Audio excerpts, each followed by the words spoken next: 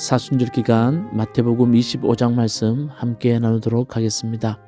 24장에서 종말에 관하여 주님이 들려주시는 가장 의미 있는 음성이 그러므로 깨어있으라 라는 말씀이라고 여러분들에게 말씀드렸습니다. 깨어있다는 것은 주님의 날이 가까이 오면 올수록 우리 자신을 돌아보는 겁니다. 그게 깨어있는 겁니다. 마태복음 25장은 깨어있는 삶의 자세가 어떤 것인지를 우리에게 들려줍니다. 우리에게 너무 많이 잘 알려진 세 가지 비유가 연속으로 나옵니다. 이 세 가지 비유 모두 종말에 관한 비유이고 그 무게가 다른 어떤 비유들보다도 무겁다는 것을 염두에 두고 이 비유들을 보도록 하겠습니다. 먼저 1절에서 13절 말씀 열처녀의 비유가 나옵니다. 1절 말씀에 보면 하늘나라는 저마다 등불을 들고 신랑을 맞으러 나간 열처녀에 비길 수 있을 것이다 라고 하시면서 비유가 시작됩니다. 다섯은 어리석고 다섯은 슬기로웠다. 어리석은 처녀들은 등불을 가졌으나 기름을 갖고 있지 않았고 슬기로운 처녀들은 등불과 함께 기름도 마련하였습니다. 신랑이 늦어지자 처녀들은 모두 졸고 있습니다. 그런데 밤늦게 신랑이 옵니다. 슬기로운 다섯 처녀는 기름과 등불을 가지고 신랑을 맞으러 가지만 미련한 처녀들은 기름이 없어서 기름을 사러 갑니다. 그 사이에 신랑과 함께 슬기로운 처녀는 잔치자리에 들어갔다라는 말씀이 전체적인 비유의 내용입니다. 그리고 비유의 마지막 13절은 그러므로 깨어있으라 너희는 그날과 그 시각을 알지 못하기 때문이다 라고 주님이 말씀하십니다. 여러분 열처녀의 비유에서 깨어있음은 신랑에게 초점을 맞추는 삶의 자세를 말합니다. 그리고 여기에서 기름은 무엇을 상징합니까? 기름은 신랑을 생각하면서 행한 선한 행위들입니다. 말씀에 순종하며 행한 사랑과 용서입니다. 이렇게 삶을 하나님 앞에서 의미 있게 살아내는 것이 기름 준비하는 겁니다.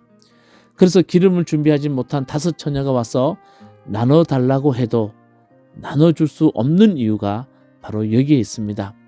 누구도 타인의 삶을 대신 살아줄 수 없기 때문입니다.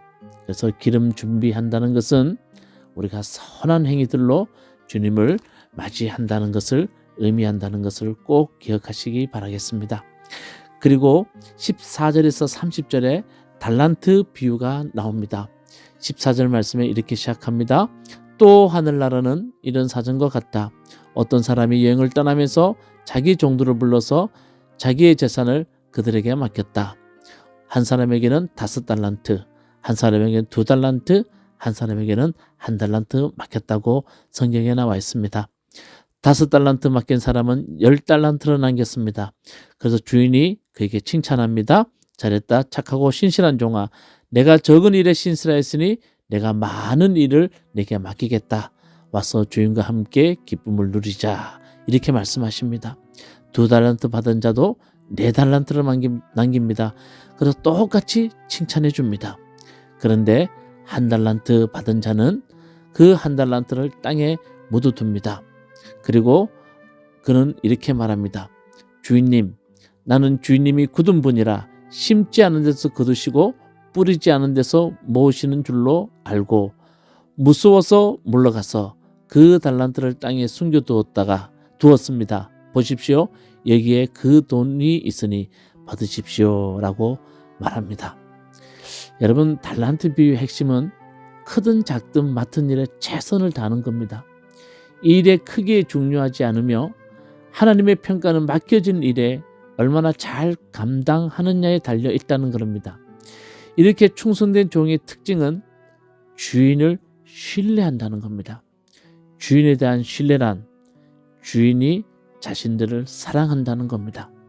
종말의 가장 중요한 삶의 태도는 주인을 신뢰함으로 자신에게 주어진 일에 최선을 다하는 겁니다. 그게 바로 달란트 비유가 우리에게 들려주는 핵심 메시지입니다. 주님을 신뢰하라는 겁니다. 주님 우리를 사랑한다는 것 신뢰하라는 겁니다. 그리고 맡겨진 일을 잘 감당하는 것 그게 주님의 종이 해야 할 일이라는 겁니다. 그렇다면 1달란트 받은 종의 잘못은 무엇입니까?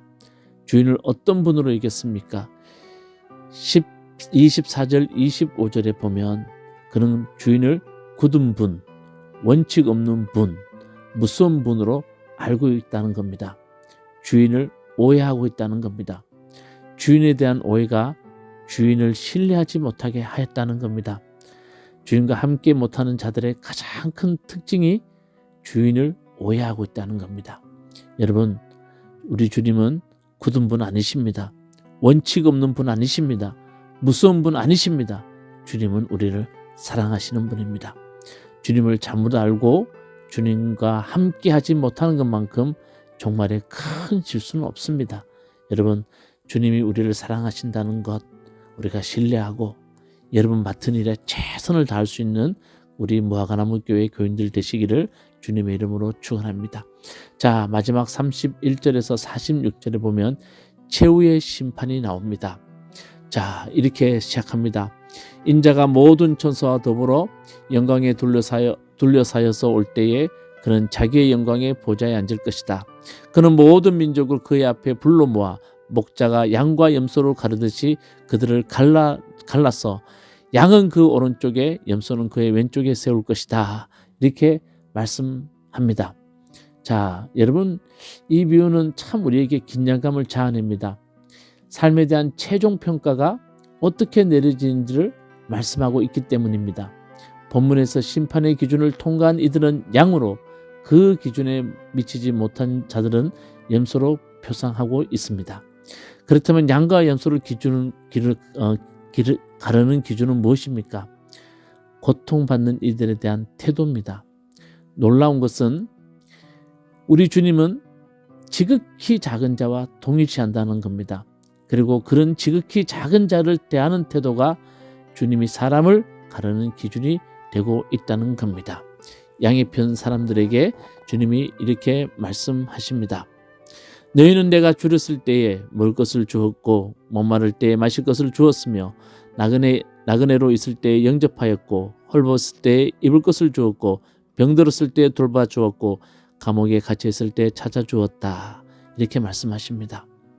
주님, 우리가 언제 그렇게 했습니까? 그랬더니 주님이 뭐라 그러십니까? 40절 말씀에 지극히 보잘것없는 한 사람에게 한 것이 곧 나에게 한 것이다. 그렇게 말합니다. 자, 염소편에 서신 사람들에게 말합니다. 너희는 내가 줄였을 때 먹을 것을 주지 않았고 목마를 때에 마실 것을 주지 않았고 나그네 있을 때에 영접하지 않았고 헐벗었을 때에 입을 것을 주지 않았고 병들었을 때나 감옥에 갇혔을 때에 찾아주지 않았다라고 말합니다. 아니, 우리가 언제 그렇게 하지 않았습니까? 이렇게 말씀하십니다. 지극히 보잘것없는 사람에게 하지 않은 것이 곧 내게 하지 않은 것이다. 이렇게 주님이 말씀하고 계십니다. 여러분, 이 말씀을 보시면서 눈을 크게 떠야 됩니다. 우리보다 못한 사람, 나보다 약한 사람, 그런 사람들을 우리가 어떻게 대하고 있는지, 우리가 이웃을 어떻게 대하고 있는지를 우리는 봐야 됩니다.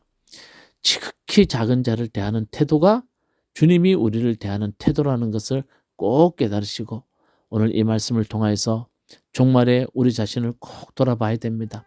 우리는 선한 행위로 기름을 준비하고 있는지, 우리는 주님을 사랑하는 마음으로 내게 맡겨진 일을 잘 감당하고 있는지, 우리는 우리 이웃들을 어떻게 대하고 있는지를 깊이 돌아보는 것, 그게 깨어있는 겁니다. 우리 무화과나무 교회 모든 성도님들이 그렇게 깨어있는 분들 되시기를 주님의 이름으로 축원합니다. 기도하시겠습니다.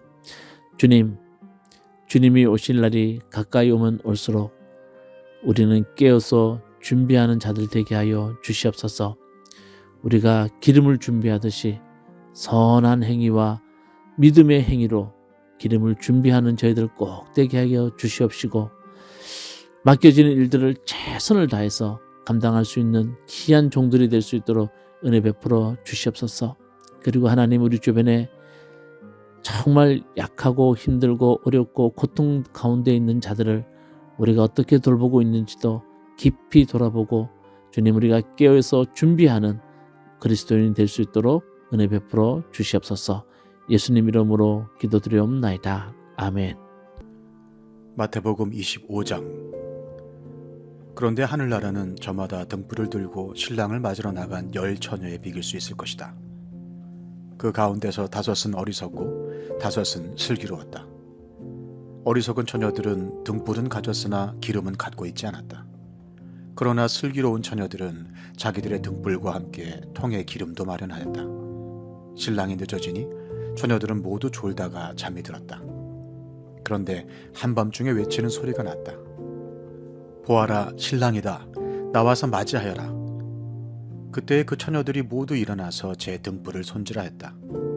미련한 처녀들이 슬기로운 처녀들에게 말하기를 우리 등불이 꺼져가니 너희의 기름을 좀 나누어 다오 하였다. 그러나 슬기로운 처녀들이 대답을 하였다. 그렇게 하면 우리에게나 너희에게나 다 모자랄 터이니 안 된다. 차라리 기름 장수들에게 가서 사서 써라. 미련한 처녀들이 기름을 사러 간 사이에 신랑이 왔다. 준비하고 있던 처녀들은 신랑과 함께 혼인잔치에 들어가고 문은 닫혔다. 그 뒤에 나머지 처녀들이 와서 주님, 주님 문을 열어주십시오 하고 애원하였다. 그러나 신랑이 대답하기를 내가 진정으로 너희에게 말한다. 나는 너희를 알지 못한다 하였다. 그러므로 깨어있으라. 너희는 그날과 그 시각을 알지 못하기 때문이다. 또 하늘나라는 이런 사정과 같다. 어떤 사람이 여행을 떠나면서 자기 종들을 불러서 자기의 재산을 그들에게 맡겼다. 그는 각 사람의 능력을 따라 한 사람에게는 5달란트를 주고 또 한 사람에게는 2달란트를 주고 또 다른 한 사람에게는 1달란트를 주고 떠났다. 5달란트를 받은 사람은 곧 가서 그것으로 장사를 하여 5달란트를 더 벌었다. 2달란트를 받은 사람도 그와 같이 하여 2달란트를 더 벌었다. 그러나 1달란트 받은 사람은 가서 땅을 파고 주인의 돈을 숨겼다. 오랜 뒤에 그 종들의 주인이 돌아와서 그들과 셈을 하게 되었다. 5달란트를 받은 사람은 5달란트를 더 가지고 와서 말하기를 주인님, 주님께서 5달란트를 내게 맡기셨는데 보십시오. 5달란트를 더 벌었습니다 하였다.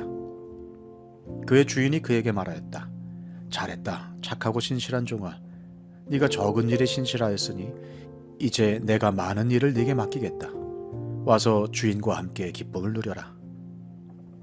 2달란트를 받은 사람도 다가와서 주인님, 주인님께서 2달란트를 내게 맡기셨는데 보십시오. 2달란트를 더 벌었습니다 하고 말하였다. 그의 주인이 그에게 말하였다. 잘했다. 착하고 신실한 종아. 네가 적은 일에 신실하였으니 이제 내가 많은 일을 네게 맡기겠다. 와서 주인과 함께 기쁨을 누려라. 그러나 1달란트를 받은 사람은 다가와서 말하였다. 주인님, 나는 주인이 굳은 분이시라 심지 않은 데서 거두시고 뿌리지 않은 데서 모으시는 줄로 알고 무서워하여 물러가서 그 달란트를 땅에 숨겨두었습니다. 보십시오. 여기에 그 돈이 있으니 받으십시오. 그러자 그의 주인이 그에게 말하였다. 악하고 게으른 종아, 너는 내가 심지 않은 데서 거두고 뿌리지 않은 데서 모으는 줄 알았다. 그렇다면 너는 내 돈을 돈놀이하는 사람에게 맡겼어야 했다. 그랬더라면 내가 와서 내 돈에 이자를 붙여받았을 것이다. 그에게서 그 1달란트를 빼앗아서 10달란트 가진 사람에게 주어라. 가진 사람에게는 더 주어서 넘치게 하고 갖지 못한 사람에게서는 있는 것마저 빼앗을 것이다. 이 쓸모없는 종을 바깥 어두운 데로 내쫓아라. 거기서 슬피 울며 일을 가는 일이 있을 것이다. 인자가 모든 천사와 더불어 영광에 둘러싸여서 올 때 그는 자기의 영광의 보좌에 앉을 것이다. 그는 모든 민족을 그의 앞에 불러 모아 목자가 양과 염소를 가르듯이 그들을 갈라서 양은 그의 오른쪽에 염소는 그의 왼쪽에 세울 것이다. 그때 임금은 자기 오른쪽에 있는 사람들에게 말하기를 내 아버지께 복을 받은 사람들아 와서 창세 때로부터 너희를 위하여 준비한 이 나라를 차지하여라. 너희는 내가 줄일 때에 내게 먹을 것을 주었고 목마를 때에 마실 것을 주었으며 나그네로 있을 때에 영접하였고 헐벗을 때에 입을 것을 주었고 병들어 있을 때에 돌보아 주었고 감옥에 갇혀 있을 때에 찾아주었다 할 것이다. 그때 의인들은 그에게 대답하기를 주님, 우리가 언제 주님께서 줄이신 것을 보고 잡수실 것을 드리고 목마르신 것을 보고 마실 것을 드리고 나그네 되신 것을 보고 영접하고 헐벗으신 것을 보고 입을 것을 드리고 언제 병드시거나 감옥에 갇히신 것을 보고 찾아갔습니까? 하고 말할 것이다. 임금이 그들에게 말하기를 내가 진정으로 너희에게 말한다. 너희가 여기 내 형제자매 가운데 지극히 보잘것없는 사람 하나에게 한 것이 곧 내게 한 것이다 할 것이다. 그때 임금은 왼쪽에 있는 사람들에게도 말할 것이다. 저주받은 자들아, 내게서 떠나서 악마와 그 졸개들을 가두려고 준비한 영원한 불 속으로 들어가라. 너희는 내가 줄일 때에 내게 먹을 것을 주지 않았고, 목마를 때에 마실 것을 주지 않았고, 나그네로 있을 때에 영접하지 않았고, 헐벗었을 때에 입을 것을 주지 않았고, 병들어 있을 때나 감옥에 갇혀 있을 때에 찾아주지 않았다. 그때 그들도 이렇게 말할 것이다. 주님, 우리가 언제 주님께서 굶주리신 것이나 목마르신 것이나 나그네 되신 것이나 헐벗으신 것이나 병드신 것이나 감옥에 갇히신 것을 보고도 돌보아 드리지 않았다는 것입니까? 그때 임금이 그들에게 대답하기를 내가 진정으로 너희에게 말한다. 여기 이 사람들 가운데서 지극히 보잘것없는 사람 하나에게 하지 않은 것이 곧 내게 하지 않은 것이다 하고 말할 것이다. 그리하여 그들은 영원한 형벌로 들어가고 의인들은 영원한 생명으로 들어갈 것이다.